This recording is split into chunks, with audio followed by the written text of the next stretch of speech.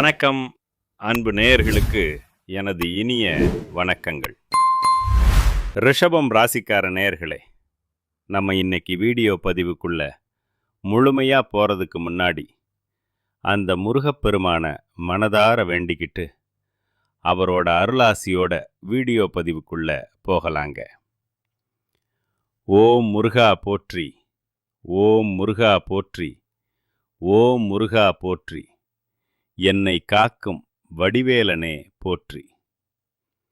கண்டிப்பாங்க, இனி உங்களுக்கு நல்லதே நடக்கும், நல்லது மட்டும்தான் நடக்கும். நம்ம ரிஷபராசிக்காரங்க எப்பவுமே எப்படின்னா, மெதுவாக நிதானமாக ஆனா நிச்சயமாக வாழ பிறந்தவங்களா இருக்கிறீங்க. உங்க உழைப்பாலேயே வெற்றி அடையக்கூடியவங்களா நீங்க வாழ்ந்துகிட்டு இருக்கிறீங்க. அடுத்தவங்க யாராவது ஒரு காரியத்தை பார்த்து இது நம்மால முடியாது அப்படின்னு ஒதுக்கி வச்ச வேலையை கூட நீங்க ரொம்ப அழகா திட்டம் தீட்டி முயற்சி பண்ணி அந்த காரியத்துல பெரிய வெற்றியை அடையக்கூடிய வல்லமை படைத்தவங்களா இருக்கிறீங்க. உங்க வாழ்க்கையில நட்புக்கு அவ்வளவு முக்கியத்துவம் கொடுப்பீங்க. நண்பனுக்காக உயிரையே கொடுக்க கூட நீங்க தயங்க மாட்டீங்க. தலைமை பண்புக்கு ரொம்பவும் பொருத்தமானவங்களா நீங்க இருக்கிறீங்க. மற்றவர்களோட உணர்வுகளுக்கு நீங்க கொடுக்கிற மதிப்பும் மரியாதையும் ரொம்பவே அதிகம். இவ்வளவு நற்குணங்களை கொண்ட ரிஷபராசி அன்பர்களே, எல்லாரும் நல்லா இருக்கிறீங்களா? ஏங்கம்மா, நீங்க வேற எங்களை பார்த்து இப்படி ஒரு கேள்வியை கேட்கிறீங்களே, எங்களை பார்த்தா நலமா இருக்கிற மாதிரியா தெரியுது. எங்க வாழ்க்கையில ஒவ்வொரு நாளும் பலவிதமான பிரச்சனைகளை சந்திச்சுக்கிட்டு இருக்கோம். நாங்களே ஏன் பிறந்தோம் அப்படின்னு கஷ்டப்பட்டுட்டு இருக்கோம். எங்களை பார்த்து நலமா இருக்கீங்களான்னு கேட்குறீங்களே அப்படின்னு நீங்க கண்ணீர் விடுறது எனக்கு நல்லாவே புரியுதுங்க. ரிஷபராசிக்காரர்களே, மனசை தளர விடாதீங்க. இனி வரக்கூடிய காலங்களில் உங்கள் வாழ்க்கையில் இருக்கக்கூடிய இந்த இக்கட்டான சூழ்நிலைகள் எல்லாமே காணல் நீராக அப்படியே மறைஞ்சு போக போகுது. உங்களுடைய நீண்ட கால கனவுகள், ஆசைகள் எல்லாமே ஒன்று விடாமல் நிறைவேறப் போகுது. திருமணம் ஆகாதவங்களுக்கு இருந்த தடைகள் எல்லாம் நீங்கி சீக்கிரமே கெட்டிமேளம் கொட்ட போகுது. குழந்தை பாக்கியம் இல்லாதவர்களுக்கு மழலை செல்வம் கிடைக்க போகுதுங்க.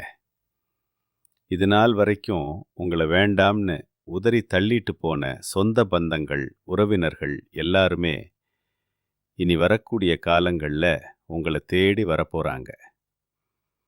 உங்களுடைய உடல்நிலை ரொம்பவே ஆரோக்கியமாக மாறப்போகுது. உங்கள் கையில் பணப்புழக்கம் முன்ன போதையும் விட அதிகமாக இருக்க போகுதுங்க. உங்கள் வாழ்க்கையே ஒரு அருமையான பொற்காலமாக மாறப்போகுது. ரிஷபராசிக்காரர்களே, ஒரு சின்ன விஷயம். ஒரு ஆசையை முதல்ல நீங்கள் மனசில் ஆழமாக கொண்டு வரணும். அந்த ஆசையை நிறைவேற்ற முழு மூச்சோட போராடணும். முதல்ல அந்த ஆசையை நீங்கள் நம்பணும். தன்னால் முடியும் அப்படிங்கிற வைராக்கியம் உங்கள் மனசில் வரணும்.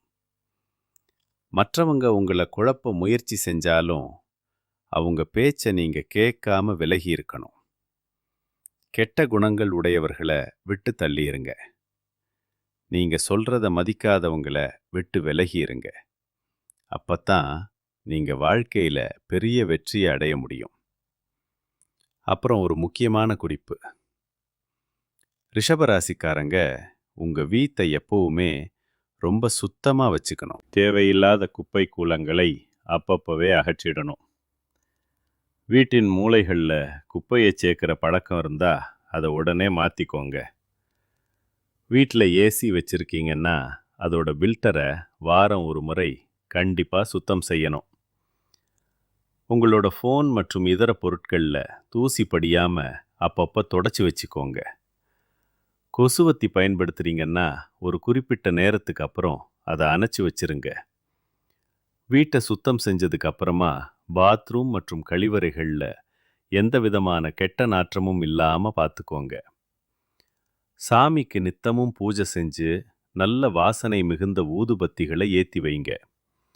குறிப்பா வெள்ளிக்கிழமைகள்ல வீட்டு வாசல் நிலப்படியில உட்கார்ந்து விஷ்ணு சகஸ்ரநாமம் படிங்க. அப்படி இல்லைன்னா யூடியூப்ல ஒலிக்க விடுங்க. தொடர்ந்து 6 வாரம் அந்த பெருமாளுக்கு துளசி மாலை போட்டு மனதார வேண்டிக்கோங்க. வீடு துடைக்கும் போது வெதுவெதுப்பான தண்ணியில பச்சை கற்பூரம், மஞ்சள் தூள், ஏலக்காய் பொடி இதையெல்லாம் கலந்து மாப் போடுங்க. இதை வியாழக்கிழமை சாயங்காலம் செய்யணும். அப்பத்தான் வெள்ளிக்கிழமை காலையில நீங்க பூஜை செய்யறதுக்கு வீடு ஐஸ்வர்யமா இருக்கும். வெள்ளிக்கிழமை அன்னைக்கு 108 முறை சுக்கிர பகவானோட காயத்ரி மந்திரத்தை கூகுள்ல தேடி எடுத்து பொறுமையா படிங்க. உங்க வீட்ல ஒரு துளசி செடி கண்டிப்பா வைங்க. இது வீட்ல இருக்கிற கெட்ட சக்திகளை விரட்டும். சுக்கிரனோட மந்திரம் உங்களை பலப்படுத்தவும் உங்க ஆசைகளை நிறைவேற்றவும் ரொம்பவே உதவும். கண் திருஷ்டி, எதிரிகள் தொல்லை, கோர்ட் கேஸ் பிரச்சனைகள், போலீஸ் ஸ்டேஷன் சம்பந்தமான விஷயங்கள் இதெல்லாம் உங்களை விட்டு விலகணும்னா ஓம் ஸ்ரீ முருகா நமக அப்படிங்கிற மந்திரத்தை 108 முறை சொல்லிக்கிட்டே வாங்க. நிச்சயமா உங்க கஷ்டங்கள் எல்லாம் காணாம போயிடும். மனசை எப்பவுமே சுத்தமா வச்சுக்கோங்க. வீட்டில் தினமும் ஒரு நெய் தீபமாவது ஏத்துங்க. வீட்டை இருட்டா விடாதீங்க. எப்பவும் வீட்டில் ஒரு நறுமணம் இருந்துகிட்டே இருக்கணும். இல்லை அப்படிங்கிற வார்த்தைய அதிகமாக பயன்படுத்தாதீங்க. கெட்ட வார்த்தைகளை பேகளை பேசுறத சுத்தமா தவிர்த்துதுங்க. இது உங்க வாழ்க்கைக்கு ரொம்ப நல்லது. உங்களுக்கு கடுமையான தோஷங்கள் இருக்குன்னு நினைச்சாலோ, செய்வினை கோளாறுகள், தொழில்ல நசஷ்டம், குடும்பத்துல தீராத சிரமம் இருந்தாலோ, ஒரு பசுமாட்டையும் கன்றுக்குட்டியையும் உங்க வீட்டுக்கு கூட்டிட்டு வந்து வீட்டு மத்திய பகுதியில நிறுத்தி அந்த பசுவுக்கு பூஜை செய்யுங்க. பசுவுக்கு மஞ்சள் தடவி குங்குமம் வச்சு புது புடவை சாத்தி மாலை போடுங்க. ஒரு வாழை இலையில பச்சரிசி, வெல்லம், வாழைப்பழம் கலந்து அந்த பசுவுக்கு கொடுங்க. தீப தூபங்கள் காட்டி நமஸ்காரம் செய்யுங்க. நீங்க அபார்ட்மெண்ட்ல இருந்தா வீட்டு வாசல்ல கூட இந்த பூஜையை செய்யலாம். வாரத்துக்கு ஒரு முறையாவது வீட்ல சாம்பிராணி தூபம் காட்டுறது உங்க குடும்பத்துக்கு ரொம்ப நல்லது. இது வீட்ல தேங்கி இருக்கிற கெட்ட சக்திகளை நிச்சயமா விரட்டி அடிக்கும். உங்க வாழ்க்கையே அருமையான வாழ்க்கையாக மாறும். இனி வர்ற காலத்துல உங்களுக்கு நல்லது மட்டும்தான் நடக்கும். கெட்டதுங்கிற பேச்சுக்கே இடமில்ல. ரிஷபராசிக்காரர்களே, உங்க வாழ்க்கையில கண் திருஷ்டி வராம இருக்க சில விஷயங்களை கடைபிடிக்கணும். வீட்ல நல்லெண்ணெய் விளக்கு தினமும் சாயங்காலம் ஏத்துங்க. சிவப்பு நிற ஆடைகளை அதிகமா பயன்படுத்துங்க. செவ்வாய்க்கிழமை தவறாம முருகப்பெருமானை வழிபாடு செய்யுங்க. தினமும் வெளியில கிளம்புறதுக்கு முன்னாடி நெத்தியில கொஞ்சமா குங்குமம் வச்சுட்டு போங்க. வாரத்துக்கு ஒரு முறை கடுகு, உப்பு வச்சு திருஷ்டி சுத்தி போடுங்க. வீட்டு வாசல்ல திருஷ்டி பொம்மை தொங்க விடுங்க. வீட்டில் வேப்பிலை மாலை வச்சுக்கோங்க. உங்க புகழ நீங்களே வெளியில அதிகம் பேசாம மௌனமா இருங்க. மனசுல பட்டத உடனே சொல்லாம கொஞ்சம் நிதானமா இருங்க. செவ்வாய்க்கிழமைகள்ல அசைவம் சாப்பிட்றதை தவிர்க்கிறது ரொம்பவே நல்லது. எறும்புகளுக்கும் மற்ற உயிரினங்களுக்கும் உணவு தானமா கொடுங்க. வாரத்துக்கு ஒரு தடவையாவது முருகர் கோயிலுக்கு போயிட்டு வாங்க. தினமும் காலையில ஓம் சரவண பவ மந்திரத்தை 108 முறை சொல்லுங்க. கோபம் வந்துச்சுன்னா அமைதியா இருங்க. உடைந்த கண்ணாடி, பழைய தேவையற்ற பொருட்களை வீட்டில் இருந்து உடனே அகற்றிடுங்க. தூக்கத்தை மட்டும் குறைச்சிக்காதீங்க. நேரத்துக்கு சாப்பிடுங்க, நேரத்துக்கு தூங்குங்க. திங்கள் அல்லது செவ்வாய்க்கிழமைகள்ல பச்சை பயிறு சுண்டல் செஞ்சு ஏழை எளியவர்களுக்கு தானமா கொடுங்க. வாரத்துக்கு ஒரு முறையாவது பொன்னாங்கண்ணி கீரையை உணவுல சேர்த்துக்கோங்க. இதையெல்லாம் செஞ்சாலே உங்க மேல கண் திருஷ்டி வரவே வராதுங்க.